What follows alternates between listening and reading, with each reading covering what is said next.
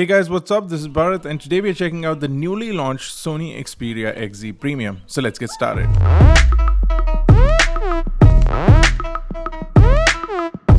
Sony has officially launched this phone in India, and if you want pricing and availability details, you can check out the link in the description below to get more information. The phone has been launched as the first phone with a Qualcomm Snapdragon 835 chipset, so OnePlus's claims about the OnePlus 5 being the first phone with an 835 chipset are not going to make the rounds anymore. Now, inside the box of the Sony Xperia XZ Premium, apart from the phone, you'll get the charger along with the USB Type-C cable. You'll also get some in-ear style earphones from Sony along with some documentation. We're missing out the earphones because ours is a pre-production box. So let's do a quick one over with the device. Over at the front, you get a 13 megapixel front-facing camera. Now this is a 1 over 3.06 inch Exmor RS for mobile imaging sensor. It does have autofocus along with steady shot and an active 5-axis stabilization. The front camera also has 22mm wide-angle lens along with an f2 aperture. Now below that is a 5.5 inch 4K HDR display, making it Sony's second phone with a 4K display, allowing you to view 4K content natively on the device. The screen also has triluminous display for mobile, X-Reality mobile engine along with a dynamic contrast enhancer. You also get Corning Gorilla Glass 5 over at the front. Now you do get the Android buttons on screen, and at the bottom you'll see a small cutout which is the second part of the stereo speakers which are forward firing. On the bottom of the device you'll see the microphone pinhole along with the USB Type-C port. Over at the right is the power button which also doubles up as a fingerprint scanner. Above that is the volume button. On the right is also a dedicated camera button for the impressive camera which is on the back. We'll talk about that in just a second.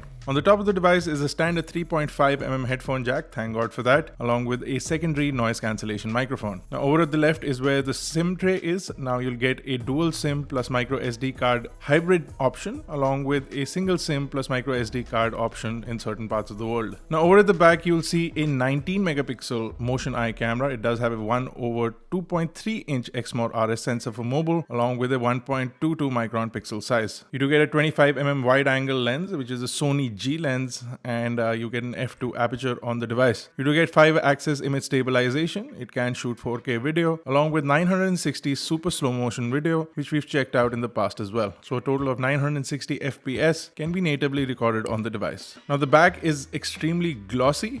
It is available in a luminous chrome, it's the color that you see here, and a deep sea black which is a black color along with a pink color, and there are rumors of a red color launching later on. Now like I said previously, this is going to be the first device with the Qualcomm Snapdragon 835 chipset. You also get 4GB of RAM and 64GB of onboard storage, and the micro SD card can be up to 256GB. The phone runs on a 3230 mAh battery. It does have a stamina mode which lets you run the phone for about a week without losing a whole lot of charge, and you also allow you to use certain apps that you use on the go. It also has Qnovo adaptive charging along with Qualcomm Quick Charge 3.0, so you'll get quick charges. We're going to be testing this out later on. Now the new design of the phone is pretty iconic with previous designs of the phone, but there are subtle changes. For example, the edges of the phone are now curved and they fit really well in the hand. You also get Corning Gorilla Glass 5 on the back as well as the front of the device, and the phone is IP68 water resistant. Now the fact that it has a dedicated camera button means that with the IP68 water resistance, you will be able to use the device underwater thanks to the dedicated camera button. As far as the form factor is concerned, the device is only 7.9mm in terms of thickness, and everything seems to be flush, including the camera lens, so nothing pops out of the device. Over at the bottom as well as the top of the device, you get this nice brushed metal feel, and all over everywhere else is a highly reflective. This chrome finish is extremely fingerprint friendly. It is also available in other colors which are equally reflective, and not a lot of people will appreciate that.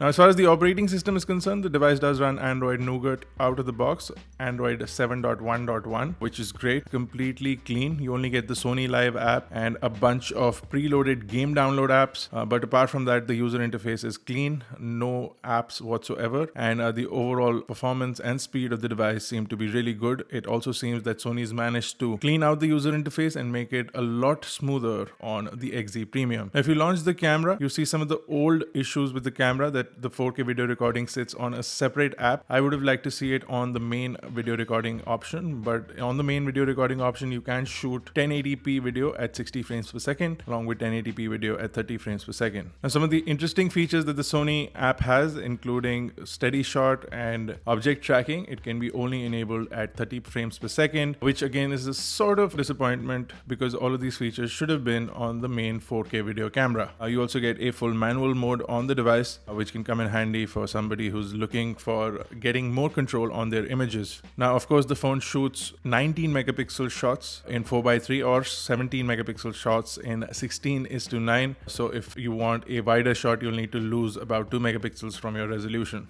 Now, like I said, if you want more details along with the full spec list, you can visit the link in the description below. We're going to be checking out the Sony Xperia XZ Premium in detail in the coming videos. So if you have any special requests that you'd like us to check out before we do the full review, do let us know in the comments below and we'll try and include that in our final review of the phone. Do check us out on iGyaan.in. Catch us on Facebook, Twitter, Google+. This is me, Bharat. Thank you guys for watching. I'll see you in the next one.